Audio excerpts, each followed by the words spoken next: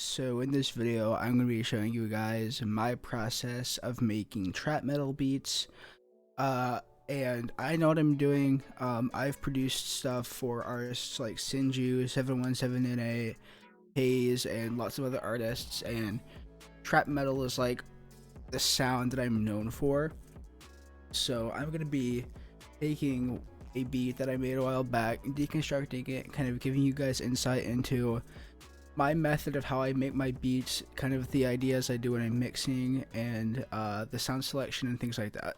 Alright, so typically for tempo, I like to stay around 145 to 155.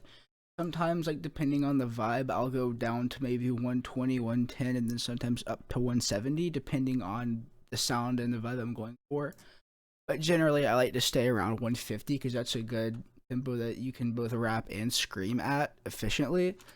And then for melodies, what I've done like a lot is take weird percussion sounds and layer them and do tons of effects on them. So this sound is actually just a synth sound from this one shots pack I have. It originally sounds like this, but I thought that might be a little bit too distorted. So what I ended up doing was coming in here. I don't think I did anything in here. I told it to cut itself, and I have the ADSR to be a complete square such that it cuts itself after each, like, as long as the MIDI is playing, that's where the sound is playing, and then as soon as the MIDI is done, the sound stops playing. Then I have cut self so it doesn't bleed into itself. And then for actual processing on this, I've turned it up 3 decibels. I have EQ to cut the lows, a bit of reverb, and then a LUT filter to give it so this weird like gated sound. With all the processing, it sounds like, and it kind of is that like a nice like ambient kind of thing in the background. For the next sound, I literally took a perk from a kit plug pack drum kit, Dark 3, and you go to drums and it's in the perks, this sound right here, and I went into the sound here, made the sample start a little bit earlier, adjusted the time knob, and that's supposed to be up. And then for processing on this sound, I used a limiter to compress it, because if I don't have that, that kind of makes the tail end longer. I have reverb on it, dry all the way up to boost the volume of the dry a little bit, and then moderate reverb, and then dude, okay, apparently I left an EQ on here that's not doing anything, so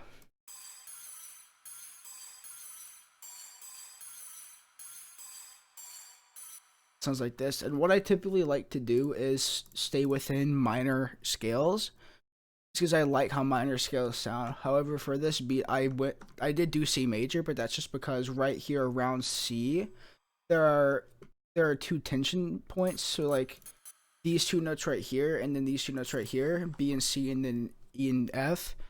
They're having notes like that where it's one semitone apart can add a nice dark sound to your melodies.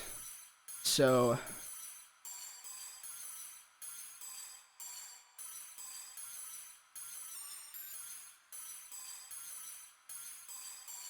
also playing notes where another note is up to like this, that's starting a minor chord, so that can sometimes sound great as well. So my melodies total sound like this. Forgot to mention I had a fastest on the master because I really like how distorted this beat gets. And then for drums on trap beat, or on specifically trap metal beats, like, you can get away with having like not very trap metal-y melodies, but like if the drums aren't good, it's gonna be a garbage beat.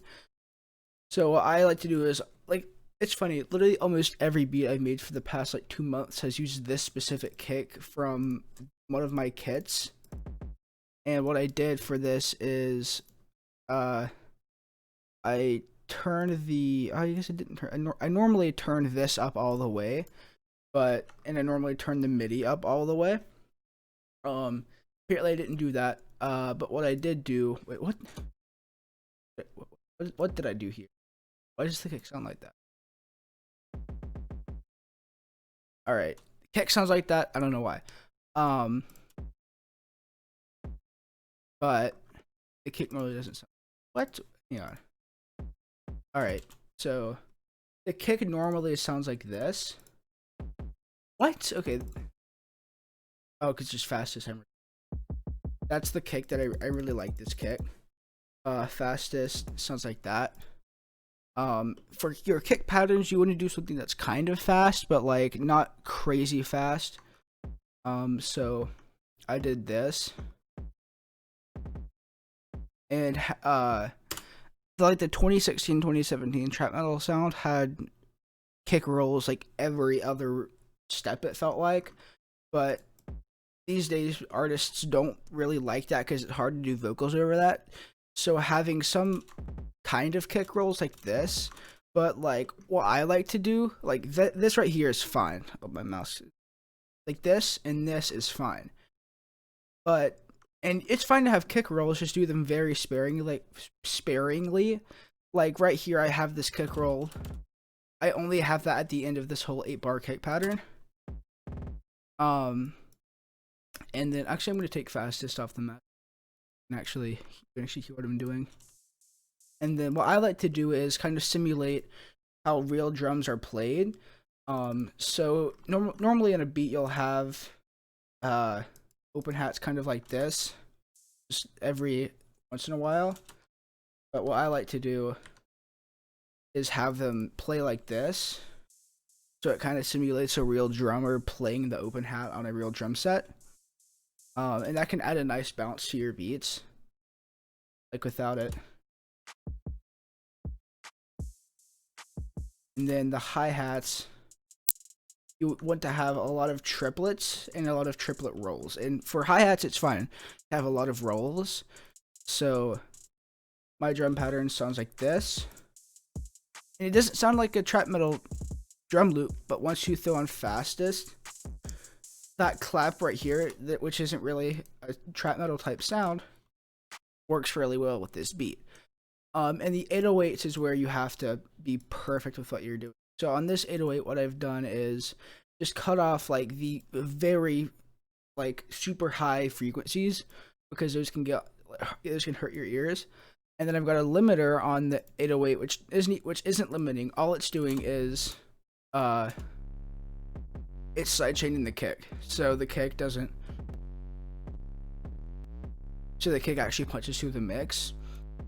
And this 808 is I'm doing that. Yeah, I'm not really doing that much with it. It just, the 808 by itself is super distorted. So that's the 808 by itself. Mixer track, fastest, and then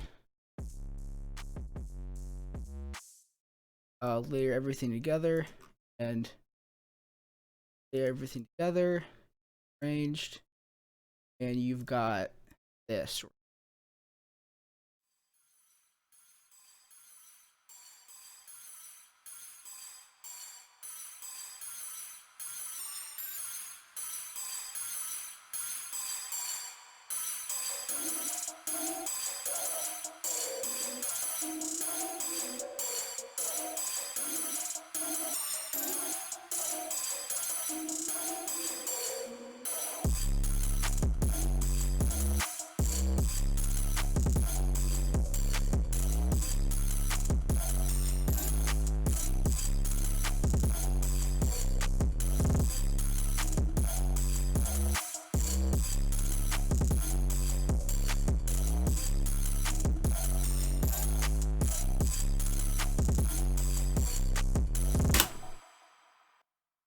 Alright, thank you guys so much for watching.